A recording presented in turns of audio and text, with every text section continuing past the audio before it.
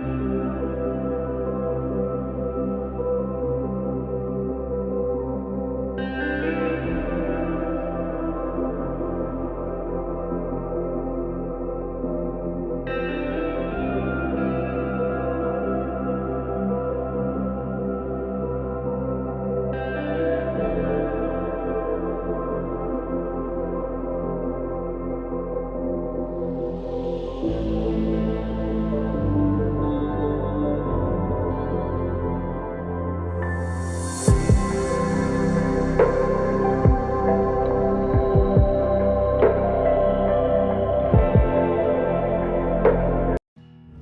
అండి. మా వారు తీర్థయాత్రకు వెళ్ళొచ్చిన తర్వాత మా ఆడపడుచుల్ని పిలిచి చిన్న పండుగలో సెలబ్రేట్ చేసుకున్నామండి. పండగ చేసుకొని అమ్మాళ్ళ ఇంటికి కూడా వెళ్ళామండి. వాటి విశేషాలన్నీ ఈ వీడియోలో మీతో షేర్ చేసుకోబోతున్నాను. తీర్థయాత్రకు వెళ్ళిన మా శ్రీవారు ఎక్కడెక్కడ ఏ ఏ పుణ్యక్షేత్రాలను దర్శించుకున్నారో ఆ క్షేత్రాలకు సంబంధించిన ప్రసాదాలన్నీ తెచ్చారు. ప్రీవియస్ వీడియోలో యాత్రకు వెళ్ళారని చెప్పాను, కానీ యాత్ర నుంచి ఏమేమి తెచ్చారో చెప్పలేదు కదండి. యాత్రకు వెళ్తే ప్రసాదాలు అయితే కంపల్సరీ కాబట్టి ప్రసాదాలు తెచ్చారు. అలాగే చిన్ని వెంకటేశ్వర స్వామి వారి విగ్రహాలు కూడా తెచ్చారండి. అవైతే చూడడానికి వెండి బంగారంలో చాలా అందంగా ఉన్నాయి. అలాగే తిరుపతి నుంచి స్వామివారి ఫోటో ఫ్రేమ్లు కూడా తెచ్చారు. వెళ్ళేటప్పుడు మా వారిని అయితే ఏమీ తేవద్దనే చెప్పాను, అయినా సరే ఇవన్నీ తీసుకొని వచ్చారు.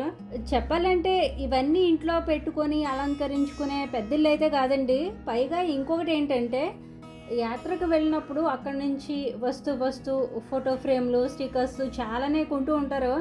ఆల్రెడీ ఇంట్లో కూడా వాళ్ళు వీళ్ళు ఇచ్చినవి కూడా చాలానే ఉంటుంటాయి. కొన్ని రోజుల తర్వాత వాటిని తీసి పక్కన పెడతాము. పెట్టినవి శుభ్రతగా ఉండి పవిత్రమైన ప్రదేశంలో పెడితే పర్వాలేదు. కానీ ఇప్పుడు బయట ఎక్కడ అంత పవిత్రమైన ప్లేసులు కనిపించట్లేదు. అంతా చెత్త చెదారాలతో, మురికి కాలువలతో నిండిపోయి ఉంటున్నాయి. అందుకే నేనైతే దేవుడికి సంబంధించి ఫోటోలు, ఫ్రేములు, స్టిక్కర్స్ అసలు ఏమీ కొనండి. ప్రీవియస్ వీడియోలో బట్టలు కొనడానికి షాపింగ్కి వెళ్ళాం కదండి. వెళ్ళినప్పుడు మా ఆడపడుచులకి కూడా 2 చీరలు కొన్నాను. ఇద్దరు ఆడపడుచులకి ఒకేలాంటి శారీస్ తీసుకున్నాను. అలాగే జీడిపప్పు, బాదం పప్పు కూడా తీసుకున్నాను. ఇవి కూడా మా ఆడపడుచుకేనండి. తనకు ఇవ్వాల్సినవన్నీ ఒక బ్యాగ్లో పెట్టి పక్కన పెట్టి ఉంచాను. జీడిపప్పు, బాదం పప్పు మా సొంత ఆడపడుచుకండి. అవెందుకు ఇస్తున్నానంటే, సంక్రాంతి టైంలో ఒకవైపు ఇంట్లో పనులు, మరోవైపు బిజినెస్ పనులు ఎక్కువగా ఉండడం వల్ల పని ఎక్కువగా ఉంటుందని ఆ టైంలో అత్తయ్యని పని మానేయమని చెప్పాను. అంటే అత్తయ్య బయట పనికి వెళ్ళిపోతుందండి. అత్తయ్య బయట పనికి వెళ్తుందని మీలో చాలామందికి తెలిసే ఉంటుంది. అయితే అత్తయ్యకి చీటికి మాటికి పని మానేయడానికి ఇష్టపడదండి. మ్యాక్సిమం డైలీ పనికి వెళ్ళిపోతుంది. సంక్రాంతి టైంలో ఇంట్లో పని ఎక్కువ ఉంటుందని పని మానేయమని చెప్పాను. అప్పుడు పండగ టైంలో పని మానేస్తే వదినకి డబ్బులు ఇవ్వాలి కదా అని అత్తయ్య పనికి వెళ్ళిపోతానంది. సరే ఆ డబ్బులు ఏవో నేనే ఇస్తానని ఒక వారం రోజులు ఇంట్లో పని హెల్ప్ చేయమని చెప్పాను. అప్పుడు వారం రోజులు పని మానేసి ఇంట్లో హెల్ప్ చేసిందండి. ప్రతి సంక్రాంతి పండగకి మా అత్తయ్య మా ఆడపడుచుకి 5,000 వస్తుందండి. అంటే పిల్లలకి తనకి బట్టలు కొనుక్కోమని 5,000 వస్తుంది. ఆ 5,000 నేనే ఇస్తానని చెప్పాను. 3,000కేమో చేలో పండిన మినుములు ఇచ్చేసాను. మిగిలిన 2,000కి బాదం పప్పు, జీడిపప్పు ఇచ్చాను. మా ఆడపడుచు డబ్బులు వద్దందండి. తను అవే అడిగింది, అందుకే అవే ఇచ్చేసాను. సంక్రాంతి టైంలో మినుములు పట్టుకు వెళ్ళింది. డ్రై ఫ్రూట్స్ కూడా అప్పుడే ఇచ్చేద్దాం అనుకున్నాను, కానీ తను వచ్చిన 2 సార్లు నేను మర్చిపోయాను. ఇప్పుడు కూడా మర్చిపోతానేమోనని ముందుగానే డ్రై ఫ్రూట్స్ కొనేసి బ్యాగ్లో పెట్టేశాను. అత్తయ్య పనికి వెళ్ళినా వెళ్ళకపోయినా మాకున్నంతలో మా ఆడపడుచుకి అమ్మాళ్ళ ఇంటి నుండి తెచ్చుకున్నవి, చేలో పండినవి తనకి కూడా ఇస్తూ ఉంటాము. బిజినెస్ కోసం చేసుకునే దోశ ప్రీమిక్స్ పౌడర్స్ లాంటివి కూడా తను కూడా పట్టుకు వెళ్తూ ఉంటుంది. తను వచ్చి ఎన్ని రోజులున్నా ఎలాంటి ఇబ్బంది లేకుండా హ్యాపీగానే ఉంటుంది. కాకపోతే అత్తయ్య ఉద్దేశం ఏంటంటే, తను కూడా కష్టపడితే చిన్న అవసరాలకి మా ఆడపడుచుని చూసుకోవడానికి ఆర్థికంగా ఎంతో కొంత సంపాదించుకోవాలి కాబట్టి మా మీద ఆధారపడకుండా పనికి వెళ్ళిపోతుంది. నేను మా వారైతే అత్తయ్యని పని మానేయమని చెప్తాము, కానీ అత్తయ్యకి పని మానేయడం ఇష్టం ఉండదండి. ఆయిల్ తయారు చేసినప్పుడు లేదంటే ప్రోడక్ట్స్ ఏమైనా తయారు చేయాల్సి వచ్చినప్పుడు అవసరమైతే మానేస్తుంది. అత్తయ్యని ఇబ్బంది పెట్టలేక ఒకవేళ అంతగా ఇంట్లో పని ఎక్కువ ఉంటే నాకు హెల్ప్ చేయడానికి ఒక ఆంటీ వస్తుందండి. తనే హెల్ప్ చేస్తుంది. మసాలా కారం తయారు చేసినప్పుడు, గుమ్మడి వడియాలు పెట్టినప్పుడు ఆ ఆంటీని మీరు కూడా చూసే ఉంటారు. ప్రస్తుతానికి ఇంట్లో పనికైతే జూన్ నెల వరకు ప్రాబ్లం లేదండి. చెల్లి వచ్చింది కాబట్టి ఈ 2 నెలలు చెల్లి హెల్ప్ చేస్తది. ఇక చెల్లి గురించి చెప్పాలంటే చెల్లి ఒక డైమండ్ అండి. 10 మంది చేసే పని చెల్లి 5 నిమిషాల్లో చేసేసినట్టు చేసేస్తది. చెల్లికి 3 పిల్లలండి. చిన్న చిన్న పిల్లలు ఉన్న ఇల్లు ఎలా ఉంటుందో మీ అందరికీ తెలుసు. కానీ చెల్లి మాత్రం 3 చిన్నపిల్లలైనా ఇల్లు మాత్రం చాలా నీట్‌గా పెట్టుకుంటుంది. 100 మందికైనా సరే వంటలో చాలా ఈజీగా చేసేస్తది. ఆ రోజు కూడా వంట చెల్లే చేసింది. మాడపడుచు కూరగాయలు కట్ చేసి ఇచ్చేస్తే చెల్లి వంట చేసేసింది. మాడపడుచు చెల్లి వంట పని చూసుకుంటే నేనేమో పై పని చేసుకున్నాను. ఆ రోజు నేను ఒక ఆయుర్వేద టాబ్లెట్స్ తయారు చేశానండి. ఈ టాబ్లెట్స్ తయారు చేయడానికి 6 రకాల ఇంగ్రీడియంట్స్ వాడానండి. మెయిన్ ఇంగ్రీడియంట్ వచ్చేసి తులసి అండి. తులసి ఆకులు, అల్లం, పసుపు, దాల్చిన చెక్క, లవంగాలు, మిరియాలు ఇవన్నీ కలిపి మెత్తగా సందుగల మీద నూరేసి చిన్న చిన్న టాబ్లెట్స్గా తయారు చేసుకోవాలి. ఈ ఆయుర్వేద టాబ్లెట్స్ని ఉదయాన్నే పరగడుపున వేసుకుంటే ఆరోగ్యపరంగా చాలా చాలా ప్రయోజనాలు ఉన్నాయండి. ప్రతిరోజు ఉదయాన్నే ఏదో ఒక కషాయం తాగే అలవాటు ఉందండి. ఈ మధ్య బిజినెస్ వల్ల తీరిగ్గా చేసుకునే టైం నాకు కూడా ఉండట్లేదండి. అందుకే నా సొంత ఐడియాతో అలా తయారు చేసుకున్నాను. వాటి గురించి అయితే క్లారిటీగా వేరే వీడియోలో షేర్ చేస్తాను. ఓకేనండి. ఆ రోజు చెల్లి బిర్యానీ చేసింది. అందరం లొట్టలు వేసుకుంటూ కడుపు నిండా తినేసాము. ఇంతకీ నాకు ఒక ఆడపడుచే అయితే ఆడపడుచులు అని చెప్పాను కదండి. ఇంకో ఆడపడుచు మా చిన్న మామయ్య గారి అమ్మాయి అండి. తను కూడా నాకు ఆడపడుచే కాబట్టి ఈ పండక్కి తనని కూడా రమ్మని పిలిచాను. తను ఈ ఆడపడుచేనండి. తన ఫ్యామిలీలో నా అనుకునే వాళ్ళందరినీ కోల్పోయిందండి. అంటే తన పుట్టింటి వాళ్ళని కోల్పోయింది. తనకి వాళ్ళ అమ్మ నాన్నతో పాటు ఒక అన్నయ్య కూడా ఉండేవాడు. వాళ్ళందరూ తన పెళ్ళైన తర్వాతే చనిపోయారు. నా పుట్టింటి వాళ్ళు ఎవరు నాకు లేరు అనే ఫీలింగ్ తనకి రాకూడదని ఇలాంటి సందర్భాలు ఎప్పుడైనా వచ్చినప్పుడు తనని కూడా పిలుస్తూ ఉంటాను. అక్టోబర్ మంత్లో మాడపడుచుతో అట్ల తద్ది పండగ చేసుకున్నాం. మీకు ఐడియా ఉందో లేదో, అప్పుడు కూడా తనని రమ్మని పిలిచాను. కానీ అప్పుడు తనకి రావడం కుదరలేదు. ఇక మధ్యాహ్నం అందరం భోజనం చేసేసాక ఇల్లు మాపెట్టేసి అమ్మాళ్ళ ఇంటికి బయలుదేరామండి.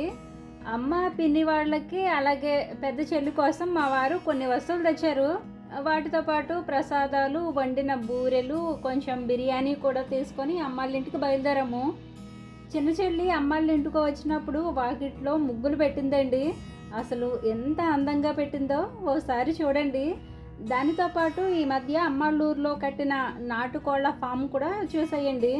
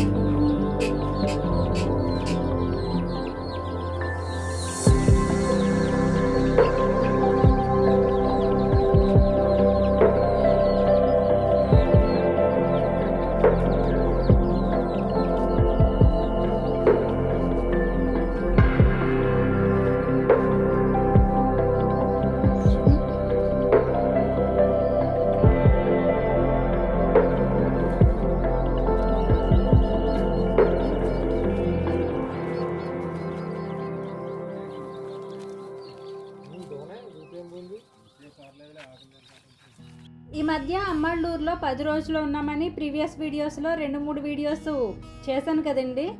ఆ టైంలోనే చేలో కోళ్ళ ఫామ్ కట్టాము. ఎలాగో వ్యవసాయం చేస్తున్నాం కాబట్టి చేలోకి ఇంటికి ఉదయం నుంచి సాయంత్రం వరకు ఏదో ఒక టైంలో అటు ఇటు తిరుగుతూనే ఉంటాము. ఆ వ్యవసాయంతో పాటు చేలో నాటుకోళ్ళు కూడా పెంచుకుంటే ఆల్మోస్ట్ శాకాహారం నుంచి మాంసాహారం వరకు అన్నీ మన చేతులతో మనమే సొంతంగా తయారు చేసుకున్న ఆహారం అవుతుందని నాటుకోళ్ళ ఫామ్ కూడా స్టార్ట్ చేసామండి. ఇది సమ్మర్ కాబట్టి ప్రస్తుతం మన చేలో జీడి మామిడి హార్వెస్ట్ చేస్తున్నామండి. అమ్మకి నాన్నకి ప్రతిరోజు ఉదయాన్నే ఈ జీడి మామిడి తోటలో జీడి పిక్కలు హార్వెస్ట్ చేసే పని ఉంటుందండి. ఈ జీడి మామిడి తోట అంతా మనదేనండి. ఈ తోటలో తయారైన ప్రతి పిక్కను మిస్ అవ్వకుండా అమ్మ నాన్న జాగ్రత్తగా కోస్తారు. ఈ జీడి మామిడి పళ్ళు ఉప్పు కారం వేసుకొని మీలో ఎంతమంది తిన్నారో కామెంట్ చేయండి. అలాగే పచ్చి జీడిపప్పుతో కర్రీ తిన్నారో లేదో కూడా చెప్పండి. 4 సంవత్సరాల మా కష్టం ఇప్పుడిప్పుడే కనిపిస్తుందండి. చెట్టుకి 1-2 కాయలు కాసిన ఏంటోనండి ఈ ప్రపంచంలో నేనే అదృష్టవంతురాల్ని అన్నంత సంతోషంగా అనిపిస్తుంది. మా వారు చూసారా చెట్టుకు కాసిన కాయలను చూసి ఎలా మురిసిపోతున్నారో. పిల్లలు పెద్దోళ్ళు అయ్యి ప్రయోజకులు అయితే ఎంత సంతోషంగా అనిపిస్తుందో. మన చేతులతో మనం పెంచిన మొక్కకి కాయ కాసిన పువ్వు పూసిన ఆ సంతోషాన్ని అయితే మాటల్లో చెప్పలేము. ఓకేనండి, పండగ సెలబ్రేషన్ అని చెప్పాను కానీ పండగ ఏముంది అని మీరు అనుకోవచ్చు. పండగ అంటే ఏం లేదండి, మా వారు యాత్రకి వెళ్ళి వస్తూ తిరుపతి నుంచి విజయవాడ వెళ్ళి అమ్మవారిని దర్శించుకున్నారు. విజయవాడ వెళ్ళి వస్తే అమ్మవారికి చీర పెట్టుకొని బూరెలు నైవేద్యంగా పెట్టి చిన్న పండగలో జరుపుకోవాలటండి. అమ్మవారికి పెట్టిన చీర ఆడపడుచుకి పెట్టాలటండి. అందుకని మా ఆడపడుచుల్ని కూడా పిలిచి అమ్మవారికి నైవేద్యం పెట్టుకొని ప్రసాదాలు మా వారు తెచ్చినవి పట్టుకొని అమ్మాళ్ళింటికి వచ్చామండి. వచ్చిన రోజు ఉండి తర్వాత రోజు చేలో కొంతసేపు స్పెండ్ చేసి చేలో కాసిన ఒక బొప్పాయి పండు ఉంటే దాన్నే టిఫిన్గా తినేసి తిరిగి మళ్ళీ మా ఇంటికి బయలుదేరామండి. అమ్మాళ్ళ ఇంటికి ఎప్పుడు వచ్చినా పాలు పెరుగు కంపల్సరీ తీసుకువెళ్తాను. అలాగే కూరగాయలు కూడా. ఈసారి అయితే లక్కీగా చింతపండు కూడా దొరికిందండి. అవన్నీ ఒక సంచిలో సర్దేసుకొని ఇంటికి బయలుదేరాము. మీకు సంగతి చెప్పనా అండి, 4-5 నెలల క్రితం అమ్మాళ్ళ ఇంటికి వెళ్ళాలంటేనే భయం వేసేది. ఎందుకంటే అమ్మాళ్ళ ఊరు వెళ్ళే రోడ్లు అస్సలు బాగోవు. రోడ్లు ఎంత భయంకరంగా ఉంటాయో ఆల్రెడీ ఒక వీడియోలో షేర్ చేస్తాను. ఇప్పుడు 80% రోడ్లు కంప్లీట్ అయిపోయాయండి. ఇప్పుడు మా జర్నీ చాలా హాయిగా ఉంటుంది. చూసారా రోడ్లు ఎంత విశాలంగా ఎంత నీట్గా ఉన్నాయో. చాలా సంవత్సరాల తర్వాత ఎందరి కృషితోనూ రోడ్డు కంప్లీట్ అయ్యిందండి. వారందరి కృషికి కష్టానికి కృతజ్ఞతలు తెలుపుకుంటూ ఇవాల్టి వీడియో ఇంతేనండి. ఇంటికి వచ్చేసరికి చెల్లి తన బట్టలు ఏవో ఆల్టరేషన్ చేసుకుంటుంది. ఇక పండక్కి వచ్చిన మా ఆడపడుచు మా మేనకోడళ్ళు కూడా వాళ్ళ ఇంటికి వెళ్ళిపోయారు. ఇంకో ఆడపడుచు కూడా వెళ్ళిపోయిందండి. ఓకేనండి, వీడియో లాస్ట్ వరకు చూసారు అంటే ఈ వీడియో మీకు ఎంతో కొంత నచ్చిందని అనుకుంటున్నాను. మీకు ఈ వీడియో ఏ మాత్రం నచ్చినా ఈ వీడియోపై మీ అభిప్రాయం ఏమిటో కామెంట్ చేసి మీకు ఈ వీడియో నచ్చితే తప్పకుండా లైక్ చేయండి. మరో మంచి వీడియోతో మళ్ళీ వస్తాను. ఉంటానండి. నమస్తే.